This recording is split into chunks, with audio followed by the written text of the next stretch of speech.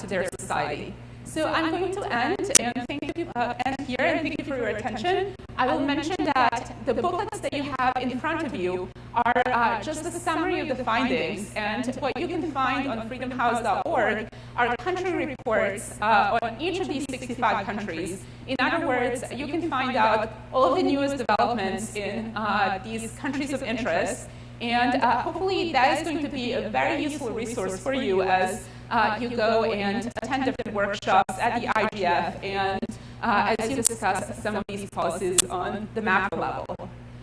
So thank you very much. And now I'm going to introduce my panelists here. Shivanai Arun is from India, and she is going to very briefly address a couple of questions regarding the environment there. One of the things that was recorded in our survey this year is actually a positive development by the judiciary in defending internet freedom. Shimai, thank you for joining us at the panel. Would you mind just telling us how this particular ruling has impacted internet freedom environment in your country? I'd be glad to. Can you hear me? So basically, we had a fantastic judgment this year from the Supreme Court of India that impacted internet freedom. And it did this in a few ways. So one was that it struck down this criminal law known as 66A. Some of you may have heard about it. Under which, this was a very overbroad law under which a lot of people were being arrested for posting content that was just annoying, among other things. And so the judiciary could have read this down, it could have offered a weaker remedy, but what the Supreme Court did is it actually struck the law off the books, saying that this is not compatible with our constitutional free speech norms in India. The other two things that this judgment did, which is likely to lead to interesting developments in the future, is that it also dealt with questions of intermediary liability. So we had a notice and takedown regime in India by which third parties, literally anyone, could send notice to an online intermediary, and they would usually take down the content because, you know, big business doesn't like to waste money on litigation. And so even if it's perfectly legitimate content, they'll take it down. So the Supreme Court of India also ruled that it's not possible anymore for third parties to issue notice to online intermediaries, and this has to come through a court or from the government. So that was also quite a lot of progress. And the last thing that it did, which was a little quiet, was that we also had a system, we still have a system by which the government can order removal of content, blocking of content online. And the way that system would work is that it was really opaque, and the only people that were permitted a hearing were basically the intermediaries. Supreme Court has interpreted that law to say that the government has to make reasonable efforts to identify and contact the content originator. And this might mean that a little more transparency is forced into the system. I anticipate that there will be more litigation and more excitement from India on this front, but this is basically about the case. The other thing quickly before we move on is that India's score actually improved in the last reporting year because there weren't very many internet shutdowns in the previous reporting period. But in the last couple of months, there have been 3 internet shutdowns in India, and so I can see how the score for that is likely to decline in the coming year. Thank you very much. I'm going to just follow up on that question and direct it to Nigat. Nigat Datta is Executive Director of the Digital Rights Foundation in Pakistan. Nigat, you told me that the authorities in Pakistan are closely watching the decision made in India. Could you elaborate a little bit more on that and what kind of impact it might have on the situation in Pakistan? I'm not sure if authorities are actually closely monitoring the decision made by the Indian Supreme Court, but digital rights activists and organizations certainly,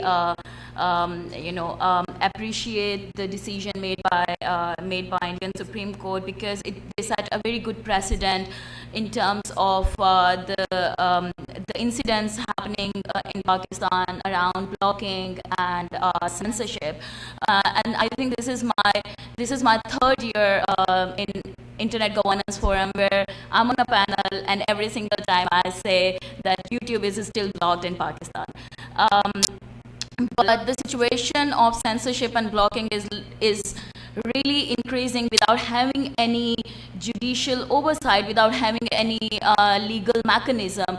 And as you said earlier, that more and more states and governments are now introducing legislations to legalize surveillance and monitoring and censorship. So is the case with Pakistan. At the moment, there is a huge debate going on around the cybercrime bill, which was proposed by the state, made by them without including any stakeholders, and the bill actually proposed very draconian provisions around legalizing surveillance in Pakistan, also monitoring censorship and blocking of content on internet and ICT, giving very vague terminologies that any content which will be immoral or obscene or anti-Islamic or anti-state or anti-forces or against friendly relations of Pakistan's Pakistani state. So that's something that which is actually going on at the moment. We are fighting against the legislation, but I'm afraid that if it will be passed, everything will be legalized, which now they are doing, without having any legislation. Okay, and you mentioned in your report that gender issues relevant to internet freedom and to ICT use are very prevalent in your country. Could you just tell us a little bit more in terms of what are some of the examples of this and how does this play out in reality?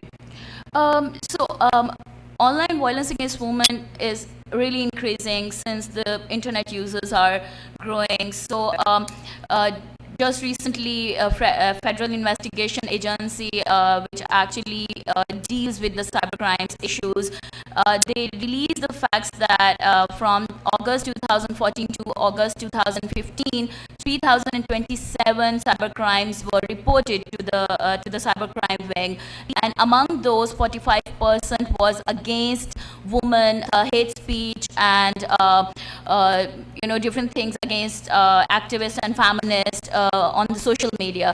So 45% of 3,027 reported cases is around that. At the moment, I mean, as I said, we do not have any legislation which actually also covers that. So there is no legal remedy available to the women online internet users, and I believe that they are the most vulnerable users because they face a lot of harassment and violence in the online spaces without having any legal remedy and don't know how to go about it. They don't know where to report it, and yeah. And if I'm not mistaken, just 2 years ago, a woman in Pakistan was stoned to death just for possessing a cell phone. There is a very strong cultural and social context to it. So many women internet users who are on Facebook or share their data while using social media, mostly families, especially in the conservative part of the country, don't know about it. So when they face issues like blackmailing or harassment by other internet users, they really don't know where to go because they really cannot talk to their families, and there is no proper reporting authority which actually deals with that, or there is one authority but they haven't educated much the internet users that how they can report these issues. Okay. Going back to Chinmay, and Chinmay Arif, she is research director at the Center for Communications Governance at National Law University. I did not mention that before. But let me ask you, so then we've had some positive things happen in India over the past year, but at the same time, India remains partially free according to our assessments. So if you had to identify top 2 things for internet freedom in India, what would they be? I would definitely identify this practice of surveillance, which has affected internet freedom in India substantially. We don't have strong privacy laws yet, and there doesn't seem to be any seriousness in getting strong privacy laws either. The second serious problem that we have at present is that there is a licensing system for internet service providers in India that allows the government to place substantial restraints of various kinds on them, and I think that also affects online internet freedom quite substantially in India. And the third, I guess I'm going to cheat, is access, because in a country as large as India, honestly, access is a really difficult question, and this is something that the government of India is taking very seriously, and it's working on the Digital India program to bring everyone online. Okay, well, let me thank you for that. Let me bring Pinda Putra from Thai Medicine Network into the conversation. Thai has been in the news for many reasons over the past couple of years, but most recently it has been because of the proposal that would centralize its international connections akin to what we see in China.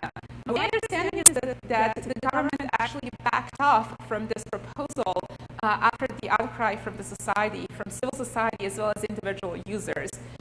Could you tell us how did this pushback originate and what specifically happened, and whether there is anything that civil society and society more generally in other countries can learn from this? Because this would be an example of, of potentially negative measure that was overturned because of action on behalf of the society.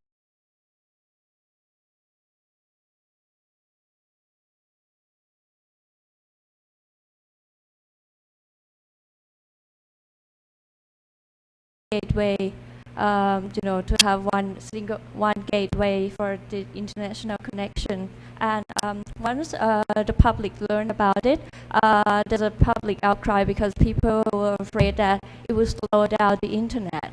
And there's a cartoonist start a online petition on change.org, and within one day, 24 hours, there are almost 25,000 signatures on it. And up until now, there's 150,000 signatures. So, and along with the media, spreading on the news. So now the government is kind of back off, but we're still not sure, what are they gonna do about it. But there's also the possibility that physically there's not gonna be one single gateway, but multiple gateway within one governmental control, like China, because China has there's no one single gateway, right? There's multiple gateway under one control. Okay, so definitely, at least in the short term, with this particular proposal, it has been put on the shelf. But Thailand has many issues when it comes to internet freedom. In fact, it's ranked as not a free country according to our assessments. And if you had to pick two key issues affecting internet freedom in your country, what would they be? Well, first it's going to be the least majest law, which is a law that prohibits criticism of the monarchy, and also the use of least majest law, and together with the computer-related crime law. Both of this law has been used to persecute people, internet user, activists, academics, in prison. And the military courts just jail one man for 60 years, 60 years for his 6 Facebook posts on the internet, but it is reduced to 30 years because he confessed. So that's what's happening. And another issue is so he feels he should be lucky for getting only 30 years for his Facebook post as opposed to 60. Yeah, but averagely it is 10 years. Okay. Yeah, 10 years. Another issue is that now we are under the junta, the military government, and they are censoring online content, and also interrogate people and use psychological harassment to censor, to shut up the people. And also they also encourage citizens to spy on one another, such as there is a cyber scout program which teach students in school to monitor social media and to report to the police if they find any message that deem least majest or criticize the authority. There's also one Facebook page called the National Trust Collecting Coalition, which is not one of the coalition in the IGF here, which is a good thing. that encourage citizens to spy on one another. Okay. So what they're trying to do is to create an atmosphere of fear that will lead to self-censorship. Okay. So quite a few very chilling developments in Thailand, for certain. I wanted to use the remaining time to open up the floor to the audience. Any questions that you might have, whether that be about our study or any questions for our panelists, or more generally, if you would like to share anything from your country, whether that be an extremely negative development or an extremely positive development that we can all learn from, those will be welcome. And I believe that we will have roaming microphones here.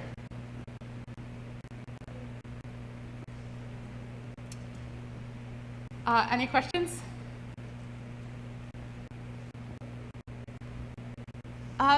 It seems like that we have no questions at the moment. So as I think as people are preparing any interventions or any questions of their own, may I actually ask a colleague here from Morocco, and I'm going to utilize your presence here. I know that in Morocco, just recently, a rapper was arrested just for posting a rap song critical of the authorities on YouTube. Could you just tell us a little bit more about that particular case, if we can get a mic here? Oh, okay. This is the mic. Oh, I see. Okay. I see. Okay. Well, the situation in Morocco is that there is access is free, the access to content. The state does not try to block content, but they're very, very careful about monitoring how people use the internet.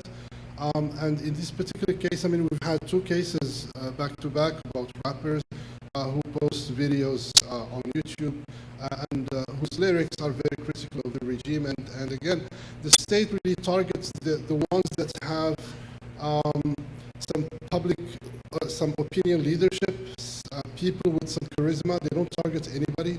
And basically, when they put somebody like that in jail, it's really more about telling everyone else to be careful and to self-censor themselves. And that's the pattern that we have seen, that they target people with opinion leadership, with some influence, and not anybody. So you'll find a lot of videos out there equally critical of the regime, equally critical of the monarchy, but nobody talks to them. But the state only targets those who have influence, and they use that as a lesson, for everyone else. And again, like my colleague from Thailand said, just to establish that atmosphere of fear and self-censorship. Thank you very much. If you have any questions, you're welcome to raise your hand, and I will move to you. And then in the moments when there are no questions, I can pose additional ones to my colleagues here. So you're welcome to approach the mic. Thank you. Good morning, everyone. My question is to Sanya, and you've mentioned that despite all the problems of internet freedom, you're still optimistic, and I know you coordinate with a lot of researchers around the world. But we've had a lot of, very grim examples of internet freedom around the world. So my question is, how do you think, or what do you think could be done to accelerate the pushback against threats to internet freedom around the world, and most particularly in developing countries, repressive regimes like the Gambia, where I come from? Thank you. Ooh, that's a tough question. So I would say, just to start the conversation on the particular issue, it seems like what has worked most successfully in some of the settings where we've seen positive change is that when civil society was fully organized and when they knew the issues. Because many of these negative developments happen in environments where it seems like civil society and the public more generally are caught by surprise. So then the government proposes something, and no one within the NGO sector quite fully understands it. They don't really know how the internet works, and then they're not able to fully articulate what the issue is with the proposed legislation. So then one of the clear answers is really strengthening the power of civil society, making sure that they're able to fully articulate the issues when it comes to internet freedom, and that they're then able to connect it to the private sector, because one of the things that we have also noticed is that when the private sector is able to really come into the picture and work with the civil society, those campaigns tend to be most successful. One of the things that we have noticed generally in our research is that in many instances, countries that are deeply in our so-called not free category, in many cases, it's extremely difficult to try to change something there, because the government has already set up the policy, and that policy is quite repressive. But many of the countries that you see in the booklets that are distributed in front of you, they're in the yellow, in the partly free country category. And many of those countries are still undecided. They're still trying to figure out what the policy within their borders should be. So it's actually those countries that in many ways are up for grabs, because if we're able to persuade them as an international community that they have countrywide interest in preserving free and open internet, they're more likely to go towards the green color than to the purple color of not free. And I also want to mention that one of the things that we have noticed is that as I said, in the countries like yours, like the Gambia, although the authorities are set to censor the internet and they have already made that decision as a matter of policy, it seems like that one of the ways is, instead of pushing for internet freedom principles as we know them, because that almost seems like a lost cause at this point. What I think personally would be more successful is then empowering people to use ICTs. So then through the use of ICTs, they're gradually able to make their governments more accountable, and then the change is going to happen more gradually on the macro level, not just with internet freedom, but with freedom more generally. Go ahead. It seems like that you need to come to the microphone because of the remote participation and the recordings. This is Franz von Weizsäcker from German Development Corporation.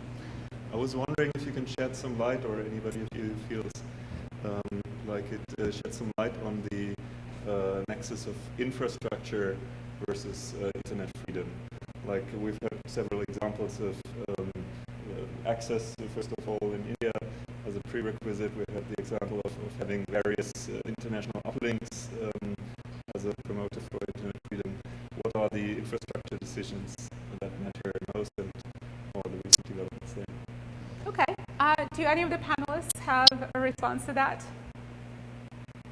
I don't have a solution, but I can say that there is a huge controversy around the kind of infrastructure that's appropriate. So anyone that's been following the global press must have seen the net neutrality debate in India. Facebook's free basics is moving to India, and the big debate right now is that the best way to get most people online in India? And so this debate is happening simultaneously with other ways in which access can be provided. And I think that debate changes depending on the geographical terrain of the country that we're looking at. So in a country like India, for example, if you're discussing providing broadband internet to people across the country, you would have to deal with the fact that there are regions that are geographically difficult to access, so you would have to lay down optic fibers for long stretches of land to reach just a few people, because population is concentrated in the cities, but rurally there isn't so much population density. So questions like that can change depending on the nature of the country that you're discussing. So for us, the conversation includes Facebook's free basics. Is it okay to provide access to infrastructure that creates access to some services and not others? Do we want to use broadband? Is that practical? Do we prefer to use satellite? The Prime Minister has actually discussed using drones and balloons to reach people. But yeah, I think that the infrastructural questions are very much a big issue in discussing access in India. I don't actually have an answer yet. Okay, well, I will also jump in. One of the things that we have seen more generally, and this is from access standpoint, and I think that just more generally ties to the infrastructure issue, is that many countries with low internet penetration still have not started repressing the internet, and that's in part because the government just doesn't see it as a priority. So, as the internet penetration grows, then we generally tend to see more and more authorities starting to pay attention, and then if those authorities are more authoritarian, then they start placing more and more restrictions. One of the interesting things that I have seen in our research is that in places like Africa, then, we really have not seen, comparatively at least, that much regulation, whether that be positive or negative. And again, this varies from country to country, but just kind of more generally. And that's, again, in part because of low internet penetration. So to me, Africa is the next battleground for internet freedom. When I just look at our research, it seems like that turning point for when governments really start paying more attention to these policies is, once the internet penetration rates reaches about 20 to 25%. And again, many countries in Africa are reaching that right now. So then I think it's extremely important for us to act to make sure that policies that are developed in that continent are protective of internet freedom. And for that reason, I'm also very excited to see several familiar faces and friends from Africa, because I do think that it's in their countries that we are going to see the next battleground for internet freedom. Yes, please, if you don't mind coming to the microphone.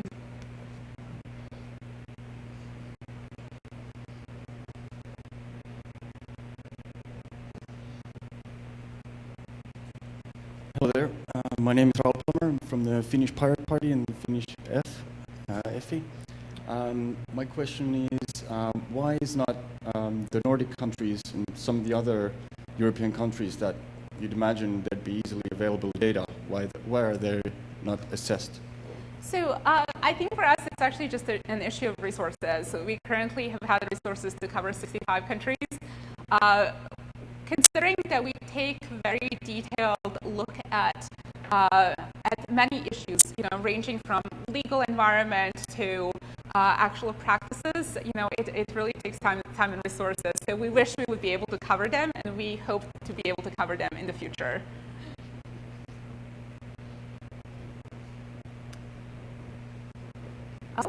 Please go ahead.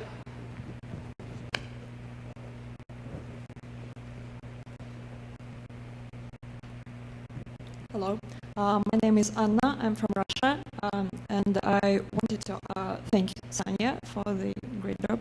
And wanted to ask, does Freedom House monitor content limitations related to state secrecy? I'll explain. Like in Russia this year, we had the list of issues considered to be a state secret. Hugely expanded, including information related to losses of army personnel in peacetime, which is obviously related to Ukrainian crisis. So now it's not only distribution of such information, but even the receipt of such information is punishable by jail. So I think that's definitely a limitation of content as itself. So do you monitor the trend of such cases? So we would record state secrecy in the context of the laws. So for example, when people are wishing to cover something that is relevant to public interest and they're unable to, and let's say they get arrested for it, if they do find information on it, we would cover it. So it would be, as I said, in the context of the legal environment, but then also as a punishment if this occurs in real life. It's interesting that you mention it because we did notice a surge on secrecy laws around the world as well. And I think it will be interesting to try to track that in a more systematic way. But it is point well taken.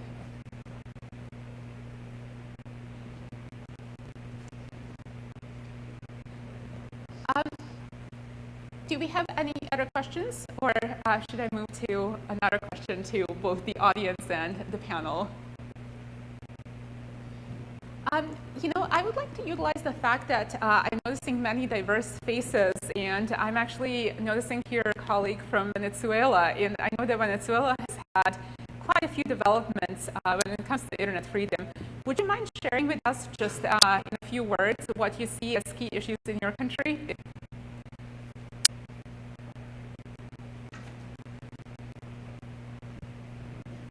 Hi, my name is Raiza Uribarri. I come from Universidad de los Andes in Venezuela. I've been serving like analyst for Freedom House Freedom on the Net report for 4 years. I want to insist or underline the thing of access. Access is, technology and appropriation of ICT technologies has to do with experience. So if we don't have access, we cannot really experience the whole ecosystem we're talking about. So in Venezuela, we are confronting a situation that, for example, the government says that we are expanding the access points, but the speed of connection is slowing. We have 1.4 megabits per second in how do you say promedio? In average connection. So it's very difficult. If you see the chart here in the report, you see the 7 countries of Latin America Freedom House have access. You see Venezuela is partly free. And you see, if you look to the access, content, and after repression, you see we are near Cuba about access. I mean, first you have to have access, and then it comes content removal, content control, and then repression. But not having access is a kind of repression also. So I think we are being repressed about the thing because we are not having liberty, freedom to access to the huge of information we want to. In Venezuela, we are having a huge problem about freedom of press, and the few media that can talk with liberty are digital media. And how many people can access to this digital media? It's very difficult for the society to get to information diverse of that the government want to circulate. So I think in Venezuela we are having this reto, desafío, challenge to increase access. We have mobile phones. We are having 4G connections, but they are restricted to few cities, are expensive, and 2,000 connections, 4G connections in the whole country, more or less. So I think that the thing we have to point out about my country is the need we have to have more access, more speed connection to be able to participate in the information society with equality. 3 billion people is connected. How many is not connected? Okay, I think that's a very important point. Thank you very much. We have just about 4 minutes to wrap up. So I would like to turn back to the panel and ask each individual here, how optimistic are you about the future of internet freedom in your country? And what do you think that civil society needs to do to help this cause?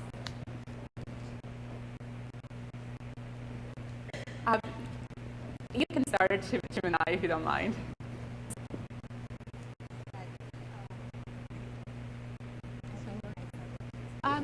It seems like the mic is not working? Okay. Gladly. So I'm not very sure about how supportive the executive is. It's very good with efforts at access, but not so much with censorship and privacy. But I am optimistic about the way in which our judiciary has protected internet freedom in India. I think that what's critical is that citizens start taking more responsibility for their internet freedom, and that there are more movements like the net neutrality movement that harness public opinion to bring pressure on the government to maintain internet freedom and to ask for privacy online. So that's my hope for India. Thank you. What about Pakistan? I'm not sure at this point in time. I'm optimistic about the situation of internet freedom in the country because of the new upcoming legislations, which I mentioned earlier, which is very draconian. And at the same time, I feel that there is not much education among different stakeholders. So traditional human rights organizations or civil society is not taking part in the debate of internet freedom in Pakistan. So there is just bunch of digital rights activist organizations who are raising this issue all the time with the government, with different people, and I think it's a long way to go when it comes to a country like us. At the same time, I feel that the precedents around net neutrality from our neighboring country, it's really good. So to educate ourselves, because the same initiative by Facebook of internet.org is also introduced in Pakistan, and there was no noise. But looking at India, a very big movement around net neutrality, it's really good to educate ourselves and also, the internet users, that how these debates should take part in developing societies. Okay, thank you very much, and we'll end with you, Frida. Despite the repressive situation we have here, from the experience from what happened about the online petition, has proven that the power of the people is very powerful. Once the public learn what's going on and have their concern, it is proven that the government will listen. Not listen, but they're just afraid and they kind of back off. Okay, well, I'm glad that we ended on a positive note, and it seems like positive reform or positive things can happen even in environments such as Thailand. Thank you all for coming. I was quite pleased to see a sizable audience, although it's a day zero. And as you proceed with the IGF workshops in the next few days, I hope that Freedom on the Net and the country reports that you will find on our website are going to be a valuable resource, particularly in discussions on human rights. So thank you again, and have a great day.